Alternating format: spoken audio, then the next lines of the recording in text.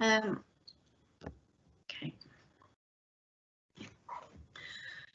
Well, good afternoon. Good afternoon, everybody. Apologies for slight in this presentation this afternoon. It's a slight technical hitch, and for that we apologise. But just as by way of introduction, I'm Annette Roberts, and I'm the Corporate Director for Planning and Infrastructure here at South Staffordshire Council. We've got a number of people on the line. We've got Councillor Roger Lees, who's a Cabinet member. We've got Jasmine Thomas, and we've got Hayley Cooper and Liz Edgington, along with a number of people from the environmental health team, who are all here to help and answer any questions that you hopefully may. So just by way of background, really, this became really apparent that by a number of parishes that there were a few issues that were being raised, and we thought that the best thing to do was to hold an event like this so that we could get to as many parishes as possible. So we're obviously running this event specifically targeted at yourselves as parishes on the basis of some of those questions that you've posed to us. So Jasmine will talk to you in terms of what that presentation on, but ultimately the presentation has really been sort of gauged and focused in terms of those questions that you have put to us. So we hope you find we'll be talking probably for the best part of half an hour, and then there will be some questions that will be able to be answered. Now, clearly you're looking for so the way that you can ask those questions is on the chat function. So there's a chat box that you should be able to see on your computer. So if you type any questions in there, we'll be able to pick those up and we'll be able to ask those out for you. So we effectively will be your voice. So if you can be as descriptive as possible in those supplementary you want to ask, and then we will ask them and we will voice those, and then one of our team will either be able to answer them or we'll answer them afterwards. Don't worry if we haven't answered the question during the event. Don't worry, we will get to you. Also, just again, we can see there's a number of you are on watching us live, and that's great. And very welcome, a very big welcome to you all. But not to worry if you're aware of either members of your parish councils or your parish councillors or other clerks who want to be able to see that but couldn't for some reason. We are recording it, and we will be putting it out so that others can see it as well. And we'll do that shortly after the event. So without further ado, I am going to who's going to just do another formal introduction. Thank you very much. Councillor Lees. Thank you. Good afternoon, everyone. Welcome to our webinar on information for parishes. Some of you may already know me, but I'm Roger Lees, Deputy Leader of the Council, and I'm Cabinet Member of Planning and Regulatory Services. We've held many of these sessions for businesses, and we are delighted to hold this today for parishes. We see that this is an important opportunity to work together, and whilst we all have different responsibilities together, we can help get our place back to as much normality as possible. Jasmine Thomas, our Assistant Team Manager for Environmental Health and Licensing, will take you through some guidance this afternoon and will aim to answer some of the questions you have raised. We hope you find the session useful and informative. As Annette has said, there is an opportunity to use the chat box to ask questions, and we will try to deal with these questions today. If we don't, we will respond to them by email.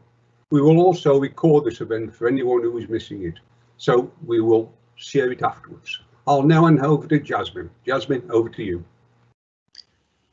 Hello, thank you for that, Councillor Lees and Annette. Thank you for that, Councillor Lees and Annette. My name is Jasmine Thomas from Environmental Health and Licensing. We have a number of our colleagues as well available to answer any questions, or if there are any questions in the near future, then we can try and answer those for you as well. So I'm going to just share I'll do it as a presentation, just so that you don't have to look at me and you've got something else to stare at instead. So hopefully that will help. And can you see that? Yes, good. Okay, good. Right, so probably the first thing to say is that what we'll concentrate today is on 3 areas: playgrounds, toilet facilities, and community premises use and hire. So those seem to be the main areas of questions that we've had in the last week or so that parishes have raised with us. So I thought it might be useful if I go through those individually. Liz, is that okay? Are you seeing everything okay? Yeah, good, good. So I suppose there's various guidance out there for different businesses, sectors, shops, retailers, offices, restaurants, etc.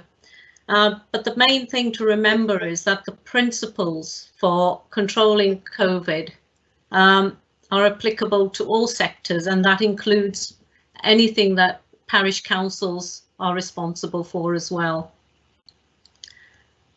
And I think, are you able to see the presentation? Because I'm not sure whether that's coming on. No. Jasmine, we can see it. Yes. We can see it. You might want to run it as the PowerPoint though, because you can see Yes. it with the just run it as slideshow. I think that might be Yes, be the way to do it. I was going to say there's something not quite right. Bear with me. I think if you go to the bottom right hand corner and run it as a slideshow, that'll be the way to do it. Yeah, no, for some reason it didn't start, but bear with me. There Now that's it. There you go. There we are. So as I said, there are going to be 3 things that we're going to concentrate on: playgrounds, toilet facilities, and community premises use and hire. And all the guidance that exists for any other type of business is equally applicable, because the principles are equally applicable to anything that the parish councils operate or run. And I thought before we go any further, it's worth knowing what coronavirus is. And I look at it like a balloon. So you've got the outer surface of the balloon, which is the fat layer envelope of the virus. And if you imagine confetti in a balloon, the confetti then is the genetic material inside the balloon. And basically that's what a virus is. And what kills a virus is disinfectants are more than capable of destroying the virus. And the way you do it is the reason behind the washing of hands, the use of soap and running water, or a good sanitizer. And basically what it's doing is it's popping destroying the outer layer of the virus so it doesn't become viable. And that's exactly what we're trying to do with the viruses, is just destroying the outer layer so that it becomes a non-viable. There's certain things that are worth remembering when dealing with COVID. And what you're trying to do with your control measures is stopping the spread of the virus. So if people are unwell, they shouldn't be coming out to your premises or to your facilities. It's keeping people apart. So different households, adult to adult, or adult to children, or adult to children to children, keeping those groups apart if they're from different households. So the important bit is the social distancing. So 2 meters is still important, but if you can't have 2 meters, then the suggestion is that you have 1 meter plus, where 2 meters isn't possible. Then the next thing is that you have a short period of time as possible where people are in contact with each other. So the shorter time you can keep between people being in the space, the better. And the 4th principle when you're dealing with coronavirus is cleaning. And it's the cleaning of hands, or it's the cleaning of surfaces. So if you can manage those things, you can manage controls for coronavirus. So stop, slow, or prevent as much as possible. So when you're looking at the guidance, all the guidance talks about risk assessments.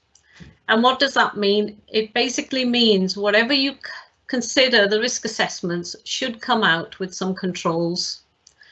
And what you're doing is trying to minimize the risk of transmitting the coronavirus.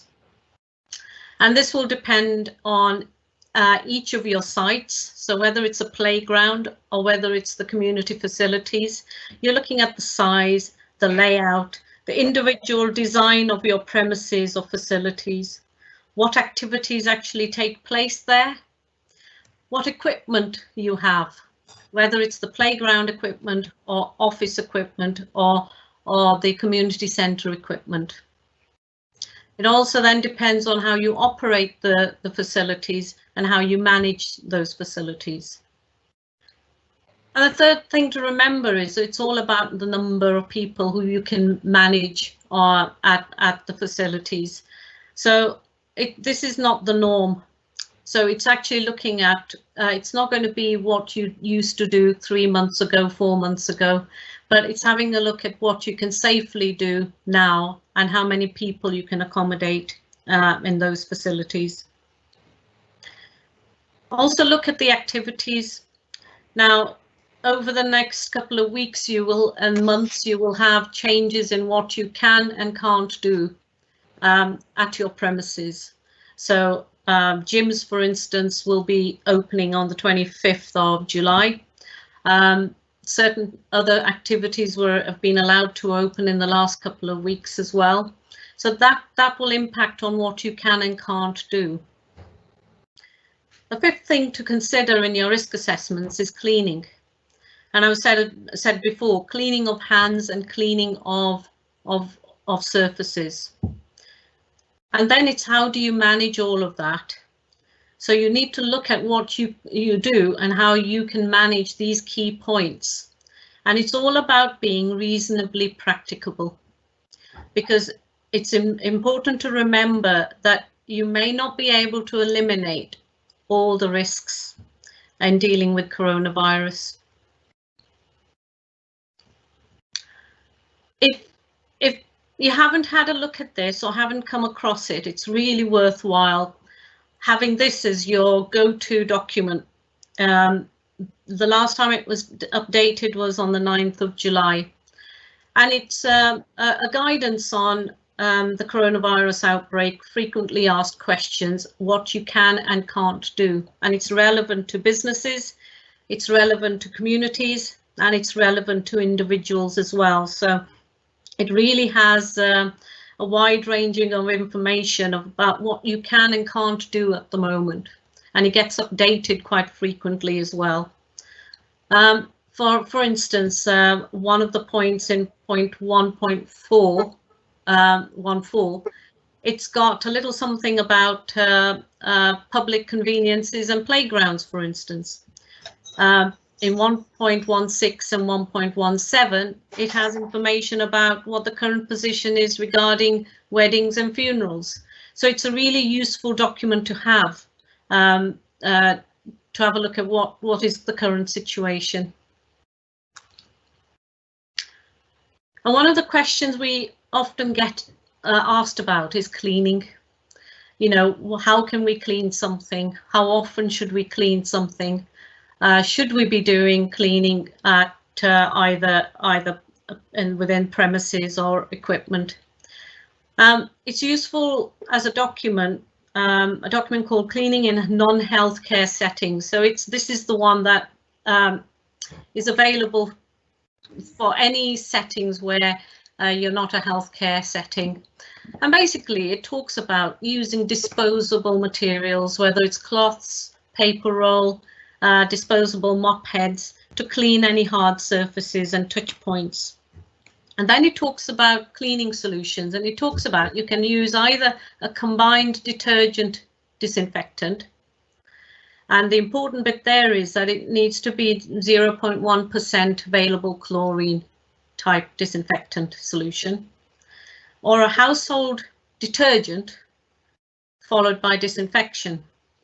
And that disinfection again can be a 0.1% available chlorine, or you can use any alcohol-based solution to clean surfaces, but that needs to be 70 to 90% available alcohol. And what we mean by a household detergent is basically soap and water, because soap and water, if it's good enough to clean your hands, is good enough to clean surfaces to remove or destroy the membrane around the coronavirus virus. So to begin with the playgrounds and outdoor gyms, well, there's certain key points to remember. Be prepared before reopening, and do your normal non-COVID checks as normal as well. So your normal defects, your yearly maintenance checks, your safety checks, and the guidance that's available for playgrounds and play areas and gyms relates to all types of businesses, whether it's a pub or a large outdoor play area, or the play areas that are run by local authorities or parish councils. So you have to consider each site to be treated individually, but the important bit to remember is that the basic principles apply to all. So with playgrounds, the controls are going to be site specific. You will need to think about your the equipment, the layout, whether there's a fence around the playground or it's not fenced, but the principles are all the same. And one of the main points it talks about in terms of control measures is social distancing. So in the guidance for managing playgrounds and outdoor gyms, under point 4, it gives you some examples of the +1 measures. Remind parents, children to socially distance. Think about limiting the number of users on the site or on the equipment. It recommends 1 family member with a child, or if we would suggest, well, you may even want to consider 1 family pod per equipment. Limit the equipment, the number of swings if social distancing is a problem. We suggest time limits to users. You may want to think about whether you want to put a 30-minute time limit for families to use the playground, but that is entirely up to you as individual parish councils. If it is busy, suggest to members of the public to come back when it's less busy. And what we find with everything else, with any other business, is that the communication is actually absolutely key.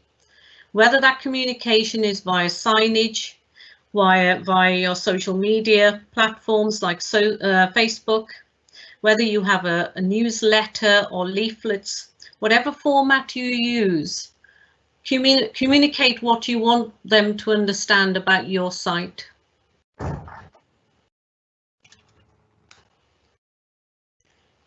So with regards cleaning of outdoor play areas, in the guidance it does actually say that, that scientific advice suggests that the virus can survive up to several days on hard surfaces, particularly indoors. But these risks are reduced when they're out, when the facilities are outdoors and where surfaces may be subject to UV light or rain. So that's quite key to remember, because at the moment there is no other advice available or clear advice about cleaning of outdoor facilities. And so for the moment we would suggest that take that into consideration, take into consideration that UV light and rain does have an effect. Further points under 4 in the guidance talks about communication and signage, and it says, well, remind users that the playground isn't subject to regular cleaning. So your users know that the parents know that those facilities aren't going to be regularly cleaned. Encourage cleaning of the equipment, the handles, bars, the seesaws, by the users or the parents themselves. Encourage parents to bring their own hand sanitizer gel or wipes to clean children's hands. Encourage parents and users to wash their hands when they get home. Advise parents to stop children putting their mouths onto the equipment or hands in their mouths. Again, it's about reducing the risk of transmitting the virus into their body. Remind everybody not to touch their faces. And if they are going to sneeze or cough, it's better to use a tissue or into the nook of your arm. So the question that we've been asked a fair number of times is, when would you clean or deep clean? Now, it's talking about being reasonable, about what you reasonably can do to achieve the safe use of play areas. And I think it's recognised that it's not going to be expected of you that you go out and clean after the use of each child or each user. It may even be difficult for you to clean at the end of the day or at the beginning of the day. But you may want to consider a cleaning of your common touch points like gates or handles when you do your weekly checks. But you'll need to obviously consider and bear in mind your other health and safety precautions that you would normally take for cleaners.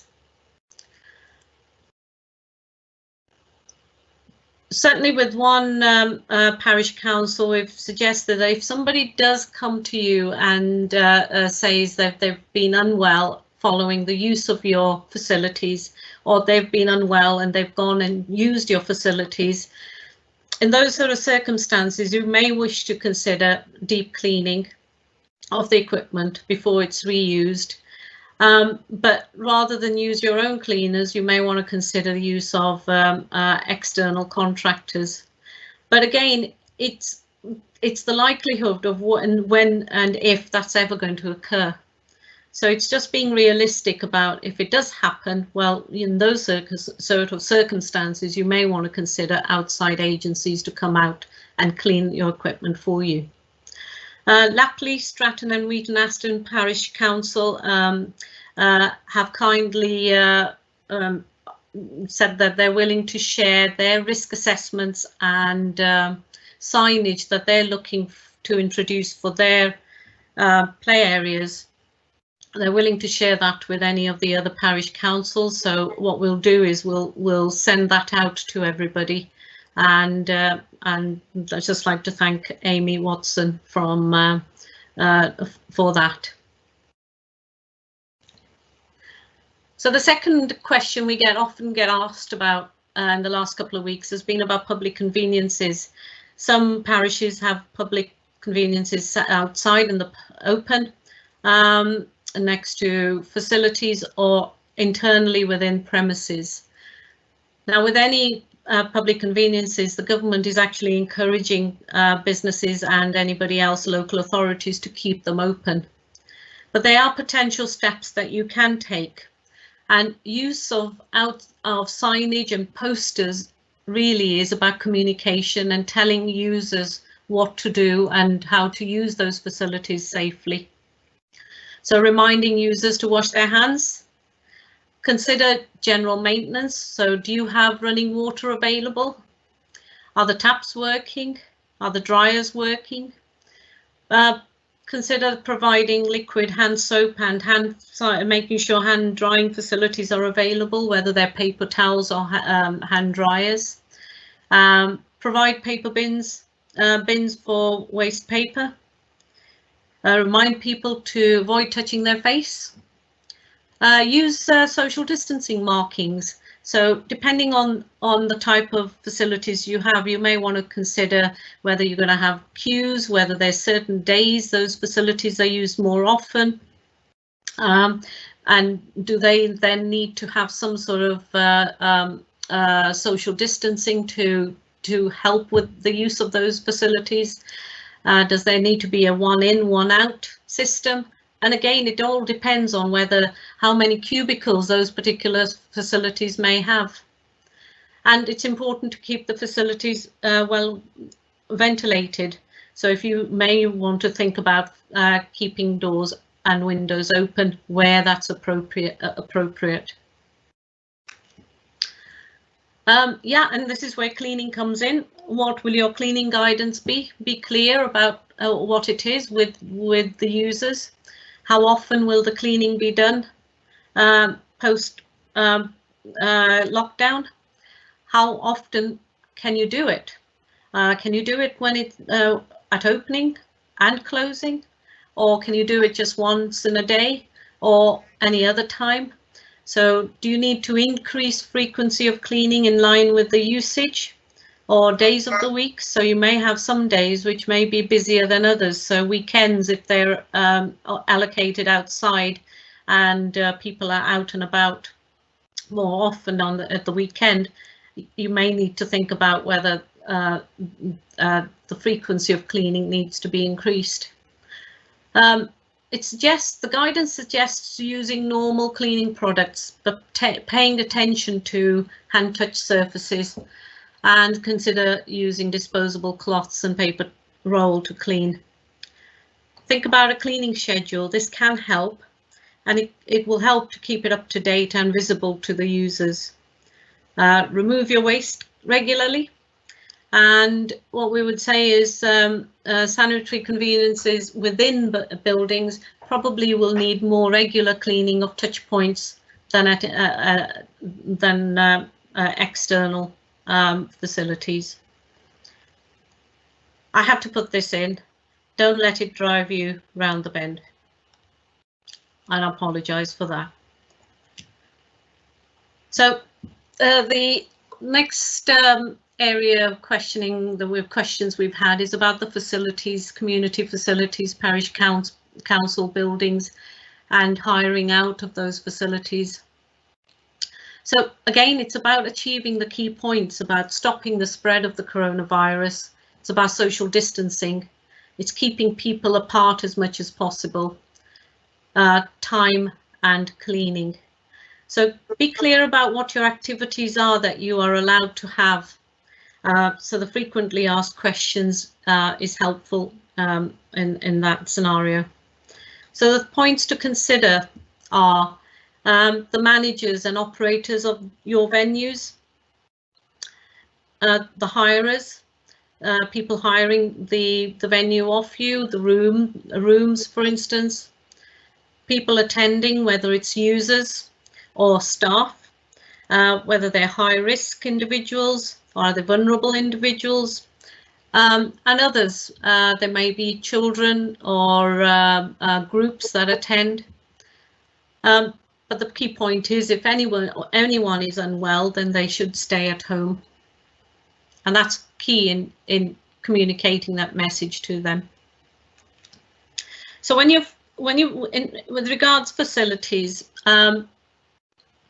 at the moment, you can't hold or attend a celebration such as parties where it's difficult to maintain social distances, but you can hold various other events, meetings, for instance, and community activities. But in all of this, it means that social distancing and capacity is really important. So again, it really depends on the size of the rooms that you are renting out or hiring out. The venue as a whole, taking account of the 1 meter plus rule. So basically what that means is, if you can keep people 2 meters apart, that is the preferable distance. But if you can't, then minimum it's 1 meter, and plus really means other control measures that you're considering. So with any premises, in terms of capacity, you need to think about how many can you accommodate safely. So you can have more than 50 people in a room if you can do it safely with that 1 meter plus rule. But what you can't have are mass gatherings of social interaction, which are social gatherings. So your numbers will be affected from those that you could accommodate quite easily 3-4 months ago. So as I said earlier, currently you can't have any events or celebrations where social interaction may occur, and there are certain restrictions that still apply, certainly for indoor gyms and sports facilities till the 25th of July. So you need to also consider your users and staff. They will still need to be socially distanced. So individual groups shouldn't interact with anybody outside of the group that they are attending the venue with. So in a group no larger than 2 households or 6 people if they're outside. So you're basically trying to discourage social interaction, and the reason for that is really to stop the spread of the virus as much as possible. So you may have had at your venue rooms hired out by and used by 2 or 3 different groups at any one time. You may want to look at separating those groups by time, or having time between the use of rooms so that you can actually do some cleaning and getting it ready for reuse by the next group. I know somebody mentioned meetings and civil functions at parish council facilities. The government is still recommending digital meetings. However, where the facilities do need to be used for physical meetings, then the social distancing measures are really important. From what we understand, the government is still discouraging unnecessary physical attendance at meetings. We sent some information out to parish councils I think it was about 2 weeks ago, and included in that was some information from ACRES, that's Action with Communities in Rural England, and they've got some really useful information that parish councils can use. A lot of risk assessments or issues that they've considered already. Such as hiring out facilities. They've got some hire agreement forms for hirers.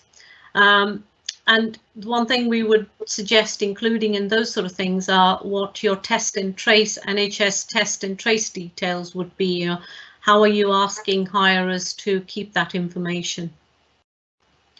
Use of different rooms before. So if you had rooms that you could accommodate X number of people before, but now you may need to consider, well, is the same room appropriate, or do you need to consider different rooms for that particular group that's hiring out the facilities? You may need to think about longer times between use of rooms so that you can allow cleaning and sanitizing to take place. And if you're looking at sanitizing between use, you're looking at chairs, tables, the door handles, switches, anything that's been touched regularly that needs to be sanitized before the next group comes into that room. You may want to think about sanitizing before and use after each hire, but who's going to do it? Are you going to expect the hirer to do it? Have they got all the equipment to use to enable them to do that? And it's worthwhile thinking about how you're going to do that and who you're expecting will be doing that. Hand sanitizers and washing of hands is really important. So you need to consider where within your parish council facilities or community centres hand sanitizing stations will be positioned, and where they'll be available and how you're going to be replenishing them as well during the day. In many facilities, you may have shared kitchens or shared kettles. Now, you may want to start off with think about encouraging people to bring their own refreshments so that they're not using facilities and coming into unnecessary contact with other groups or other users. So you may want to think about whether to start off with people bring their own refreshments, and then you can think about, then you can sort of decide whether it works or not, and how other ways and means that you can use to enable kitchens to be, shared kitchens to be used. But in all of this, communication is key, both for people using your facilities and in terms of any signage that you produce.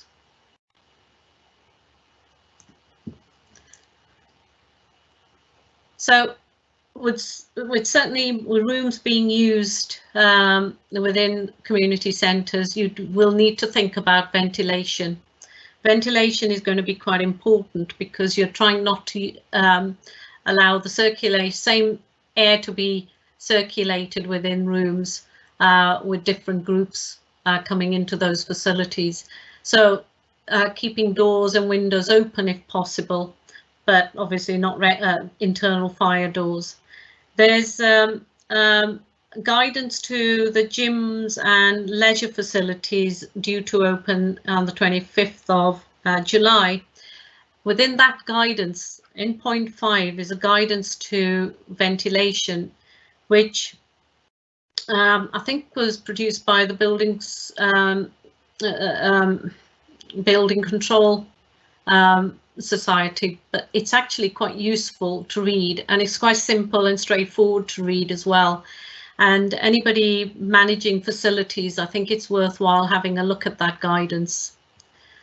So other things to consider: encouraging staff and visitors to be prepared to bring their own hand gels too, and wipes as well as precautions. Think about hand sanitizing gel stations, particularly outside your internal sanitary conveniences, so that if the door handles, touch points are used, at least people coming out of the WCs can clean their hands on hand gels as well. One of the things you'll be aware of is that, unfortunately, the playing of loud music or music generally, where it causes people to raise their voices, is a no-no at the moment, particularly as it creates an aerosol, and aerosols from individuals is likely to be a risk of transmitting the virus. And in any circumstances, and I think with the people going out to retail shops, being encouraged to use face coverings, it doesn't stop people coming to your facilities to encourage them to wear face coverings at all, if at all possible. You'll need to think about your vulnerable staff or volunteers. You need to assess their risk, the risk to them, and talk to them, have that discussion with them as to what they can and can't do, what social distancing measures you need to be considering for them. Again, there's ACRES has produced a useful the various checklists that ACRES have produced, which I think it would be is really useful to have a look at.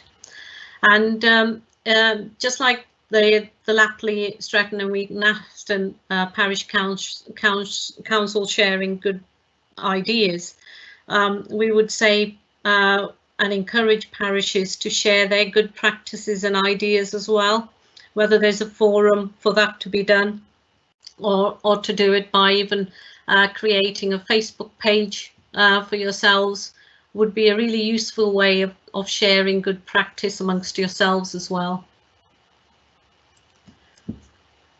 I mentioned NHS Test and Trace. This is being encouraged not only for the hospitality industry, but for facilities used by local authorities, so parish councils, community centres, community activities, and basically asking to keep that information for 21 days in a way that's manageable and safe. And the information to collect is about staff working on site, their contact details, the days and times that they work at the facilities, your customers or visitors, keeping a log of who they are and some contact details for them. Your hirers of the venues will also probably will need to think about keeping this information for their clients as well. So you need to think about whether you're going to keep them as parish councils or you're going to leave it to the hirers, and if there is ever a need for that information, that at least somebody knows where to go to get that information from.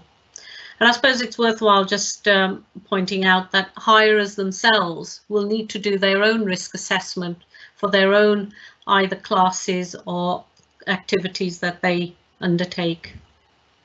And it's worthwhile for them to share those assessments and controls with yourselves as operators of the venues.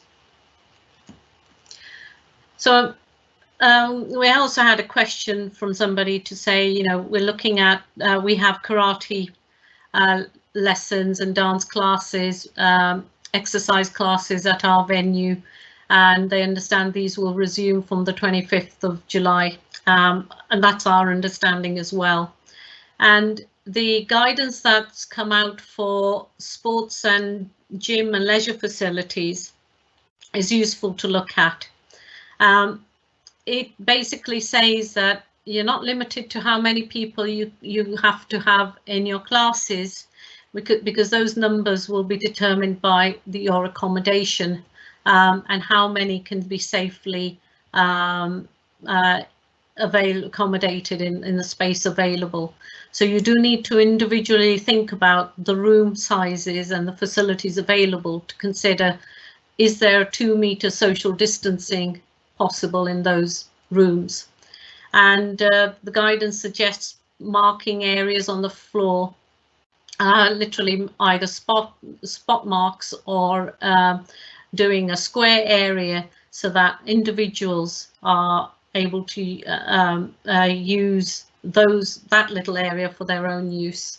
Contact sport is probably likely still to be a no-no. So for karate, for instance, it might be okay to do practicing, but as on an individual basis.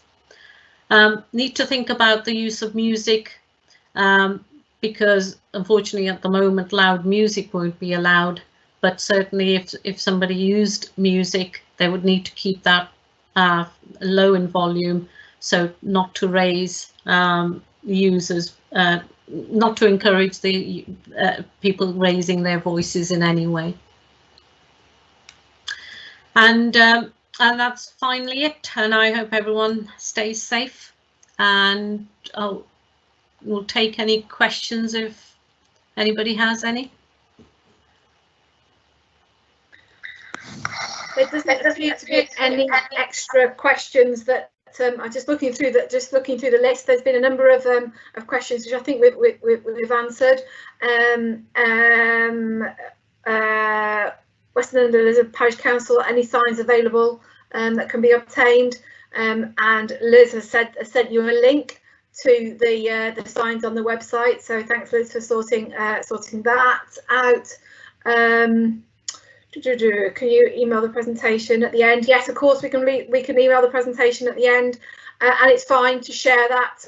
Wheaton Aston Parish Council, of course, it's absolutely fine to share that with your colleagues and community and community groups. That's what it's for. So we welcome you sharing that with your councillor colleagues who can't make today. I don't think there are any other questions that haven't been answered. Just double check. If anybody else picks anything up, please do shout. I think, Annette, we had an email from Rebecca to say that if anyone wanted to use the graphics team's facilities, they can do at the usual rates that are available for any council, any parish council. So they can be used, but it is at cost. Thanks for that. Sorry, Jasmine. just to jump in, guys, there is one question regards users and groups at centres. They've put surely same rules also apply for churches and pubs where more than 2 households can attend an event indoors, providing social distancing maintained, ? Also, assume exercise classes will have more than 2 households. She goes on to say, you did say earlier that 50 people could attend an event providing social distancing is maintained. Agree government guidance on community use buildings was totally confusing. There's no name with that comment, so I'm not sure where it's come from. Okay, I think what the guidance is basically trying to say is, and this is any other guidance as well, because the same principles apply. You can, when you go to a pub or a restaurant, 2 households can go out together as a group, or 6 people can meet outside from different households. But if a pub is able to accommodate as many people as the premises allows, it can accommodate more than 30 people if the premises allows. So the same principles apply to community centres. So you can have more than 30 people if a room safely accommodates more than 30 people, bearing in mind the 1 metre plus rule. What those 30 people can't do is socially interact. But if you've got 2 households who've gone to that facility, they can interact with each other, but they can't interact with everybody else at that facility. So if you are looking at a dance class, that dance class will depend on how many people that room can accommodate safely with the 1 metre plus rule. So I hope that sort of helps. I must admit, it's not very easy to understand. It can be complicated, but that's what it's trying to say. I think there are now a few other questions on the chat box. One is, a risk assessment has some inconsistencies, such as 72-hour viral survival time on contact counsel if displays signs of COVID-19. Should the advice within the risk assessment be to contact NHS Test and Trace system? So basically, if displays sign of COVID-19 after visiting playground and we are unable to provide a service to enable track and trace, therefore it is the user's responsibility to get in contact with the council. Should the advice within the risk assessment be to contact NHS track and trace system? Okay, so with outdoor play areas where you are not monitoring numbers coming to use those facilities, taking bookings or having details of users is not practical. So it doesn't really apply to public use spaces like that. Track and trace information is relevant to the community centres, and when you've got any events or classes or meetings that you've got at the community centres. But with playgrounds, you're not going to be able to know who's going to be using those facilities. So really, that's something that we wouldn't be expecting, and the health and safety executive won't be expecting you to keep records of details of the users. Okay, that's helpful. Hopefully that answers those questions. We've got a couple others about track and trace in parks. Can we have a copy of slides for the parish councils? Yes, of course you can. We'll send you the slides. Can you cite an economical reason as a reason not to reopen? Can you cite an economic as a reason not to reopen? I think that's a matter for the parish council to determine in their own right. I think it would be the answer to that, but I think you'd need to take advice on that basis. Jasmine, anything you want to add on that? I